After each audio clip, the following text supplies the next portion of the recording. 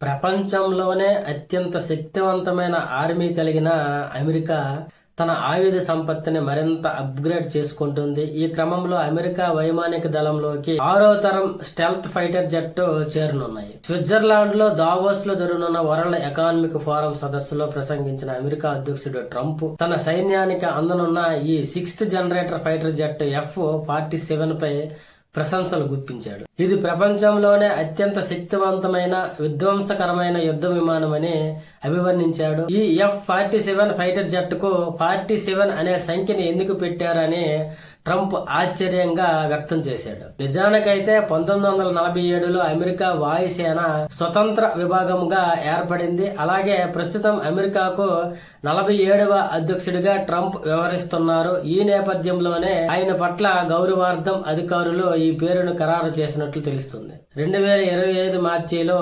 F-47 విమానాల తయారీ contract ను బోయింగ్ సంస్థ దక్కించుకుంది. కనీసం 185 యుద్ధ విమానాలను తయారు చేయాలని అమెరికా లక్ష్యంగా పెట్టుకుంది. ప్రస్తుతం అమెరికా వద్ద F-22, F-35 ఫైటర్ జెట్లలో కంటే ఈ F-47 యుద్ధ విమానాలు అత్యంత శక్తివంతమైనదని, దీన్ని రాడార్లు గుర్తించడం దాదాపు అసాధ్యమని చెబుతున్నారు. దీనికి స్టెల్త్ ప్లస్ సామర్థ్యం ఉందని నిపుణులు చెబుతున్నారు. F-47 యుద్ధ విమానం గాలిలో ఒంటరిగా కాకుండా ఏఐతో పనిచేసే స్వతంత్ర ప్రతిపత్తి కలిగిన డ్రోన్ సమూహాన్ని కమాండ్ చేస్తూ ప్రత్యర్థులపై దాడి చేస్తుంది. అలాగే ఈ F-44 ఫైటర్ జెట్ ధ్వని కంటే 2 రెట్లు వేగంగా ప్రయాణించే సామర్థ్యం కలిగి ఉంటుంది.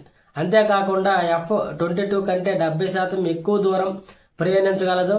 అంటే సుమారు 1850 కిలోమీటర్ల వరకు ప్రయాణిస్తుంది. శత్రువులకు అందనంత దూరం నుంచి లక్ష్యాలను ఛేదించగల అత్యాధునిక క్షిపణులను ఈ F-47 ఫైటర్ జెట్ మోసుకెళ్తుంది.